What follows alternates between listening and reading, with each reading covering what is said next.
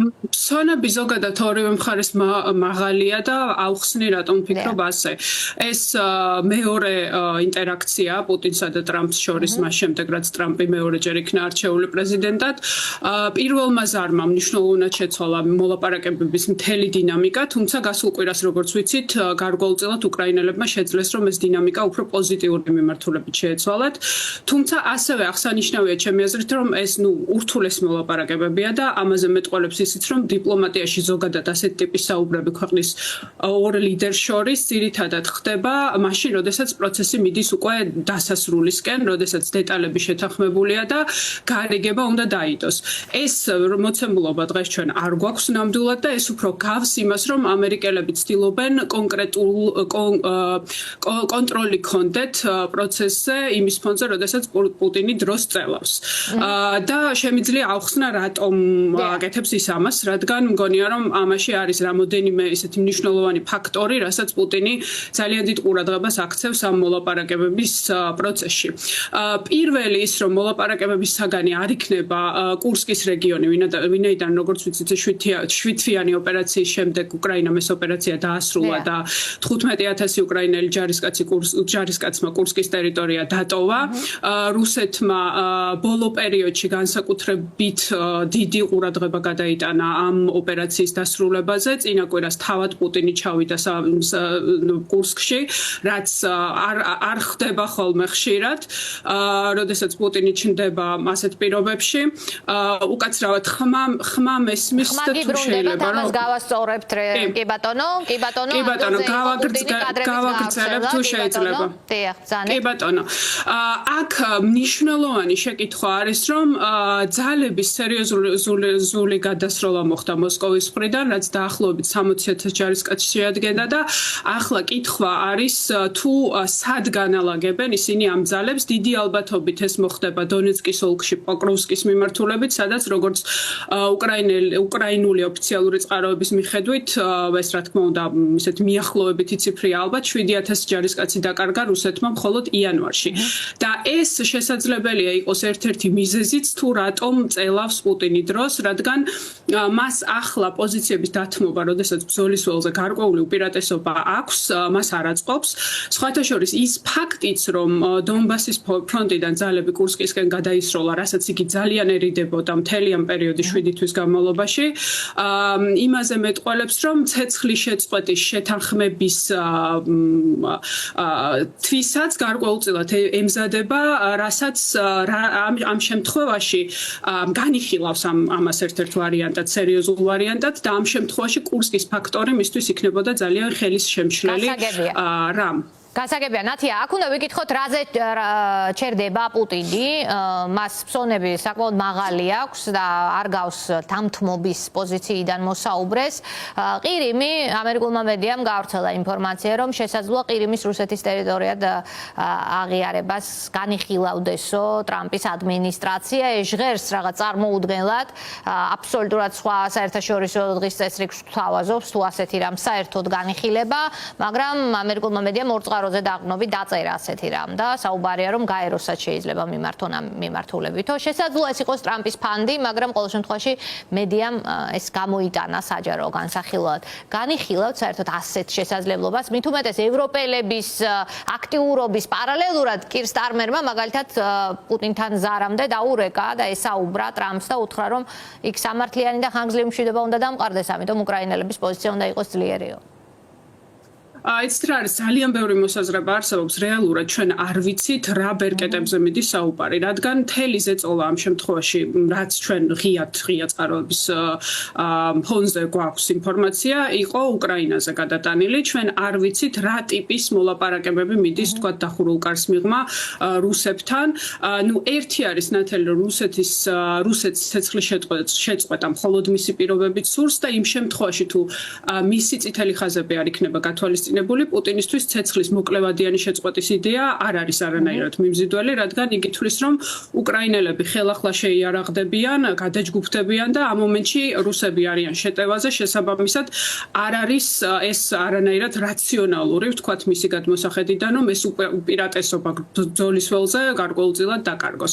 გარდა ამისა, პუტინი ასევე თავს არიდებს, ჩემი აზრით, ტრამპისთვის პირდაპირ უარის თქმას, რადგან მას არ სურს, რომ გააფუჭოს, ასე ვთქვათ, ის შესაძლებლობა, რაც მას გაუჩნდა, რომ პოტენციურად მოახდინოს გარკვეული ურთიერთობების გადატვირთვა, ვთქვათ, გარკვეული დათმობების მიღება, აქ ბევრი თქვა სანქციების შემსუბუქებაზე, რომელზეც რუსები აქტიურად მუშაობენ, როგორც ვიცით, და ასევე მან იცის კარგად ტრამპის არაპროგნოზირებადი და ფეთქებადი ხასიათი. ამიტომ მოქმედებს ძალიან ფრთხილად და ზედმეტნაბიჯებს არ დგას, რადგან თქვათ, ჩვენ გვაქვს იმის მაგალითებიც, როდესაც ობამასგან განსხვავებით, სწორედ ტრამპის დროს გადასცეს უკრაინას ჯაველინები. ამიტომ მან ასევე გააჟღერა უკვე სანქციების დაწესების, თქვათ, ეს ერთ-ერთი სცენარი, ასე რომ პუტინისთვის მნიშვნელოვანია ძალიან ეს დეტალები და მას არ სურს, რომ ნაჩქარავად მიიღოს ეს გადაწყვეტილება. ასევე, თქვათ, აქ ერთი მნიშვნელოვანი ფაქტორიც არის ის, რომ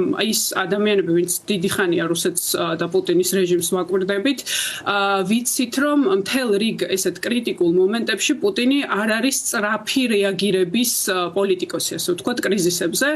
მას არ სჩვევია კრიზისებზე სწრაფად გადამწყვეტი პასუხების გაცემა, რეაგირება და ხშირად ასეთ კრიტიკულ მომენტებში პასუხისმგებლობას იგი ირიდებს ხანდახან ასპარეზიდან ქრება კიდეც. ეს იყო, ვთქვათ, ესეთი შემთხვევა იყო, როდესაც პრიგოჟინმა დაიწყო თავისი ამბოხება, ესეთი შემთხვევა იყო, ვთქვათ, მრავალი ასეთი მაგალითი გვაქვს, თუნდაც 2015 წელს, როდესაც ბორის ნემცოვის მოკვლის შემდეგ პუტინი საერთოდ გაუჩინარდა და შემდგომ უკვე ძალიან გვიან ჰქონდა რეაგირება ამ ყველაფერზე. კი ბატონო, ევროპელები, რომლებიც ამბობენ, რომ რუსეთს არავინ ეკითხება უკრაინის ტერიტორიაზე, ვის სამშვიდობოს განალაგებს უკრაინა, რა გადაწყვეტილებას მიიღებს ის ვინაიდან ის სუვერენული სახელმწიფოაო. როგორ ხედავთ სურათს ასეთ პირობებში, როცა ტრამპი წინასწარ იძახდა, რომ კარტები რუსეთის ხელშია, უფრო მეტად ვიდრე უკრაინის. მერე კი გამოასწორა თითქოს ეს განცხადება, მაგრამ მისი მთელი შთაბეჭდილება ამ პროცესის ირგვლივ დგას იმაზე, რომ კარტები რუსეთის ხელშია და არა უკრაინის. ევროპელები ამას არ ეთანხმებიან, ისინი აპირებენ პასუხისმგებლობის აღებას ევროპის უსაფრთხოებაზე. ყოველ შემთხვევაში განაცხადი ასეთია. რამდენად გამოუვათ ეს სხვა საკითხია, მაგრამ რას ელით ევროპელების პოზიციონირების მხრივ თუ ამერიკის შეერთებული შტატები უბრალოდ გადაწყვეტს, რომ ცეცხლის შემწყვეტის შემდგომ ევროპის უსაფრთხოებისგან დისტანცირდეს? ეს უკვე ალბათ მოცემულობად, გარკვეულწილად მოცემულობად უნდა მივიღოთ, რომ ევროპელები აუცილებლად გაზრდიან თავიანთ თავდაცვის მექანიზმებს, თავდაცვის ბიუჯეტს. ეს არის უკვე ისეთი მოცემულობა, რაზეც არავინ არ დავობს, რომ აუცილებელია და საჭირო.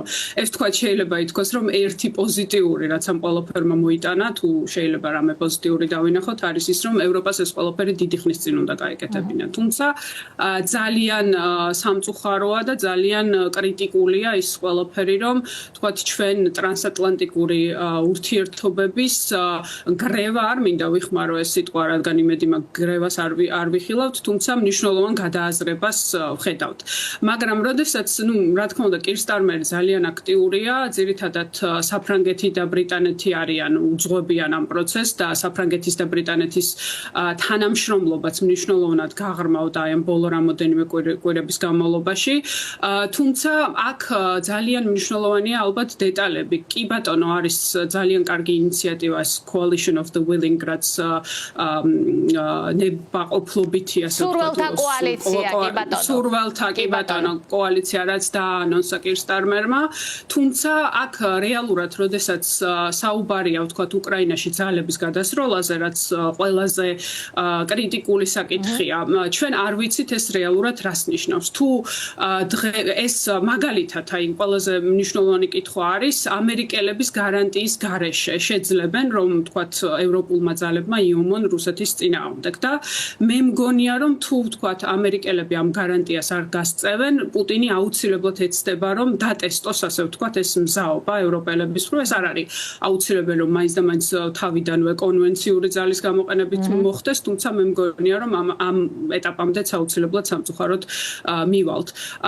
ამიტომ მნიშვნელოვანია ეს დეტალები, თუმცა ევროპელები ნამდვილად ცდილობენ, აქ არ არის მხოლოდ საუბარი უკრაინაში ძალების განლაგებაზე, მაგალითად 30 ქვეყანამდე არის მზად, რომ მიიღოს გარკვეული ტიპის მონაწილეობა აი ამ კოალიციაში და აქ არის თქვათ სადაზვერვო კუთხით უკრაინის შესაძლებლობების გაძლიერებაზე, ლოგისტიკური კუთხით და სხვადასხვა მიმართულებები, არა მხოლოდ თქვათ აი როდესაც ეხება ჯარების შეყვანას, აქ საფრანგეთი და ბრიტანეთი არიან გამორჩეული, ასე ვთქვათ, ლიდერები. თუმცა ჩვენ ვხედავთ, რომ ასევე ვთქვათ, პოლონეთს აქვს საკმაოდ ლეგიტიმური საკუთარი უსაფრთხოების ვთქვათ, შიში კი ბატონო, ვთქვათ, იქ ფინეთი, სხვადასხვა ქვეყნები, რომლებიც გარკვეული მიზეზების გამო, მათ შორის ძალიან ობიექტური მიზეზების გამო, თავს იკავებენ, რომ ჯერჯერობით აი ამ გადაწყვეტილებაზე წავიდნენ.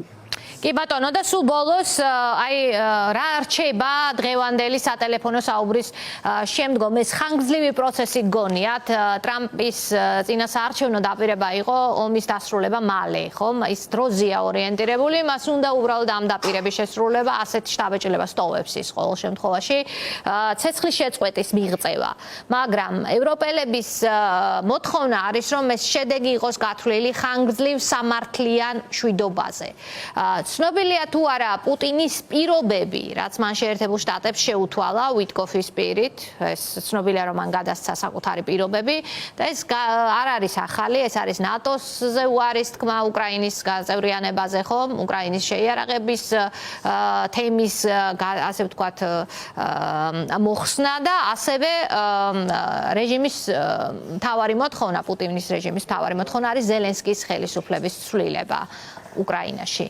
აი ამ ყველა ფაქტორის შესრულების შემთხვევაში რა მომგებიანი პოზიცია რჩება შეერთებულ შტატებს როგორც მომლაპარაკებელს ასეთ ვითარებაში შეერთებულ შტატებს დიდი ბერკეტები გააჩნია, მნიშვნელობა აქვს მხოლოდ იმას თუ როგორ გამოიყენებს ტრამპი ამ ბერკეტებს. ჯერჯერობით ჩვენ ვხედავთ ეს ბერკეტები ტრამპის გადმოსახედიდან როგორ შეიძლება იყოს გამოყენებული, თქვათ, იყოს საუბარი სანქციებზე თუნდაც, თუმცა აქ მგონია რომ მთავარი მნიშვნელოვანი საკითხი არის საბოლოო ჯამში ის, რომ რუსები და ამერიკელები ფუნდამენტურად აი სხვადასხვა ასე ვთქვათ ვადებით მოქმედებენ, რადგან პუტინისთვის ეს არის ძალიან გრძელვადიანი სტრატეგიის ნაწილი. ტრამპისთვის არის ეს მოკლევადიანი სტრატეგია. პუტინმა იცის, რომ მისი გეგმები სცილდება ტრამპის ადმინისტრაციის 4 წლიან ტრამპის ყოველ შემთხვევაში 4 წლიან საპრეზიდენტო ვადას შესაბამისად აქ არის ფუნდამენტური, ასე ვთქვათ, აცდენა და აუცილებელია ამ შემთხვევაში გრძელვადიან შედეგებზე აქცენტის გაკეთება. სწორედ ამიტომ არიან ევროპელები ასე შეშფოთებულები, რადგან მათ იციან, რომ ეს არის ევროპის უსაფრთხოების ყველაზე დიდი გამოწვევა. ეს არ არის მხოლოდ უკრაინის მშვიდობის საკითხის გადაწყვეტა და მე მგონია, რომ ეს მიუხედავად იმისა, რომ ტრამპისთვის ძალიან ტემპები ყველაფერი არის ძალიან აჩქარებული, როგორც ჩვენ ვხედავთ, ძალიან სწრაფად ვითარდება მოვლენები და ტრამპისთვის სისწრაფე არის მნიშვნელოვანი ამ შემთხვევაში, თუმცა მე მაინც მგონია, ვინაიდან ფუნდამენტურ საკითხებზე არის ძალიან დიდი აცდენა და რუსებს ამ შემთხვევაში აქვთ კომპრომისო მიდგომა იმ მთელ რიგ საკითხებთანაც თქვენ ჩამოთვალეთ ეს ცეცხლის შეწყვეტის 30 დღიანი შეთანხმება იქნება მხოლოდ გახსნის ასე ვთქვათ გარკვეულ სივრცეს იმისთვის რომ შემდგომ უკვე უფრო მნიშვნელოვან საკითხებზე დაიწყონ მსჯელობა, როგორიც არის რა იქნება აი ამ მშვიდობის შეთანხმების პირობები. და ამ შემთხვევაში პუტინი შესაძლებელია ერთ-ერთი ვთქვათ ეს სტრატეგია, რაც მას აქვს არჩეული, არის სწორედ ის, რომ მან წამოაყენოს ეს მაქსიმალისტური პირობები, რაიმე ხელშესახები წამოიღოს თუნდაც იმისთვის, რომ მას 30 დღიან ცეცხლის შეწყვეტის შეთანხმებაზე მოაწეროს ხელი და შემდგომ უკვე მან გაზარდოს მისი ასე ვთქვათ ფსონები იმისთვის რომ უფრო მაქსიმალური ბენეფიტი წამოიღოს უკვე შემდგომი შეთანხმებებიდან. თუმცა ეს იქნება ხანგრძლივი პროცესი ნამდვილად.